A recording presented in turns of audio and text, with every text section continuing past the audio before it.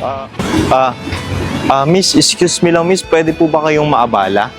Ano kasi, kanina pa kasi ako naghahanap dito ng babae na pwede ko sana makausap at bigyan ko sana ng magandang offer po na ino-offer ko din po sa iba. Okay lang po ba makausap kayo?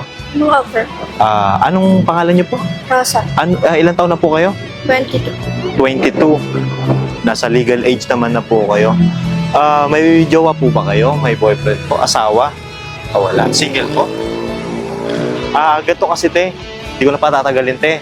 Tell you honestly lang te Naghahanap kasi ako ng pwede kong halukin sana te sa araw na to. Kahit ngayong gabi, mamayang gabi, ng 3,000 isang oras. Ha? Hindi.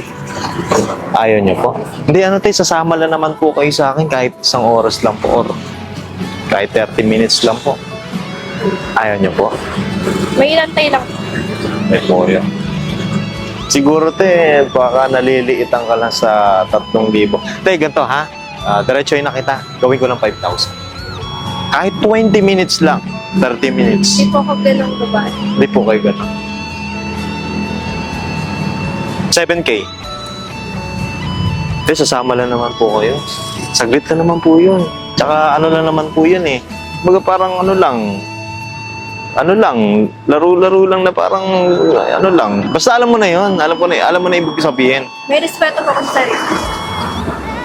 Wala ka naman jowa. May jowa ka pa? Wala. Hindi, ganito na lang te ha. Dediretsuhin na kita. Gagawin ko ng 10,000. 10,000 te. Oh. Okay lang. Kung nahahabaan kayo sa 30 minutes, 20 minutes, 10 minutes na lang. Okay. Mabilisan lang, ha? Hindi po. Ano lang naman eh, saglit na naman yun, te. Kakain lang naman tayo, ano? Ayaw mo? Bakit ayaw mo, te? May respeto po ako sa sarili. May respeto po kayo sa Hindi te. po ako ganun. Hindi po kayo May ganun. inaantay lang. Okay, sige te, sayang din. Ayaw mo talaga. Okay te, ganito ha. Meaning ko na sa'yo. Nanginginig ka. Nakakabilib ka te ha. Huwag ka, relax ka lang. Hindi po ako masamang tao. Dahil napabilib mo ako, sabihin ko sa'yo te, gumagawa kasi ako ng social experiment. Naghahanap po kasi ako ng babae, gumagawa kami ng social experiment. Kung may babae pa ba na matino sa mundo na to, sa Pilipinas, kung may babae na pa ba na katulad mo, na nire-respeto yung ginagalang yung sarili. Napabilib mo ako dahil isa ka sa babae na dapat respetuhin ng mga kalalakihan. Yung dapat tinutularan ng mga kababaihan. Marami na po ako na-encounter ng mga babae, nag-aalok, mga nagtatrabaho sa kalsada, na hindi naman natin sila ginajudge or ano, sa totoo lang, hindi naman talaga kaaya-aya. Diba? Ikaw, dapat yung nire-respeto ng mga kalalakihan dito sa mundo na to. Saludo sa'yo, te. Saludo. Hindi, ganito ha, dahil mabait po kayo at isa po kayo sa nagpahanga sa akin. Naghanap ako ng katulad mo. I-bless ko sa araw na to. Okay lang ba ibigyan kita? Yung bibigay ko sa'yo, te, wala na pong kapalit yun. Totally sa inyo na po yun. Ha? Okay, ganito, te. Bibigyan kita ng, ayan, ha? Gold Coffee Mix.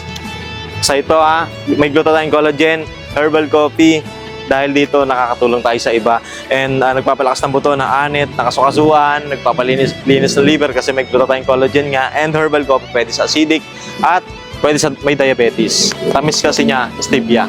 Tsaka itong 5,000 sa'yo na yan ha. Okay? Ito. Iyawa ka muna te, huwag ka mahiya. Okay, good job te ha. Maraming salamat. Lagi po kayo mag-iingat. And dapat habang buhay mong i-mindset na dapat nire-respeto mo yung sarili mo. Dapat iniingatan yan. Salamat po. Congratulations. Ha?